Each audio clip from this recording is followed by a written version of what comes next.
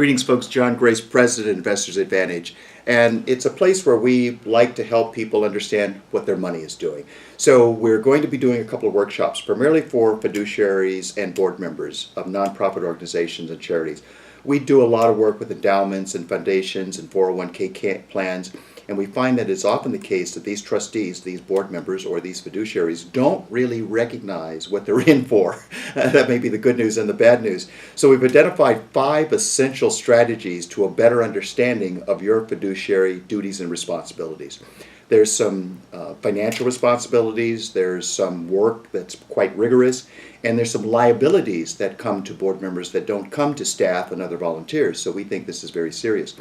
We've done a lot of work with being on boards, and whether they're local or national, also as advisors to boards, whether they're clients or paid advisors or volunteer advisors. So we've learned a lot about what's important to trustees. And one of the things that we want to make sure that we cover, we'll talk about 3 of them right now, is first, when's the last time you and your board members actually reviewed your investment policy statement? Do you have one? Have you reviewed it? Is it meaningful? Secondly, is the investment policy serving as your investment committee's roadmap? Or is it something you did years ago and you haven't gone back to review it and you don't know what it does and what it's supposed to do? We think that's important. Thirdly, when we look at investments, we find that things are rather interesting, particularly when we look at the average investor from 2000 to 2010 versus the endowments and the foundations.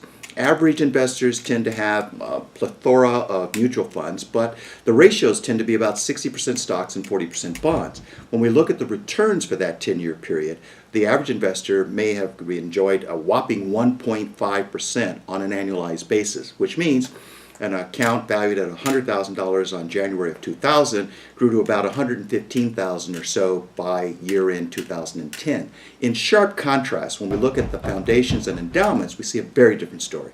First of all, we see, starting with the same $100,000, the foundations and endowments enjoyed a 5.1% return. So with the same starting value of $100,000, that may have taken the account value up to about $164,000 on average. Very different portfolio. A lot of things that the foundations do, the endowments do, that individuals and smaller organizations don't do, but success leaves clues, and maybe we can learn something here. When we look at some of the very large endowments, like Yale as an example, with about $20 billion, we find that the portfolio mix, most folks may have their portfolio stool on 2 or 3 asset classes. Again, we're talking about 60-40, that would be 2. Yale's portfolio is built on 8 different asset classes. Notice, if you would, the small composition or exposure to cash and to bonds and to U.S. stocks and to internationals. How does that compare to your portfolio or your foundation's portfolio? Well, we're not saying that this is a template that all should follow, but clearly, if success leaves clues, maybe there's some things that we can learn from these large organizations that can apply to ourselves and our own organizations.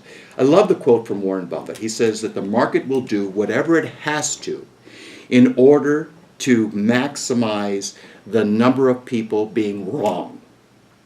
I think he puts it really well. So when it comes to our organizations where we volunteer our time, we don't want to get it wrong. We want to get it right, because at the end of the day, we want to leave the place better than we found it, and we want to make sure that this organization continues to serve in the fashion that we have constructed, whether or not we are here, whether or not it's good times or bad times. So I look forward to your joining us right here at our conference room. John Grace, President, Investors Advantage.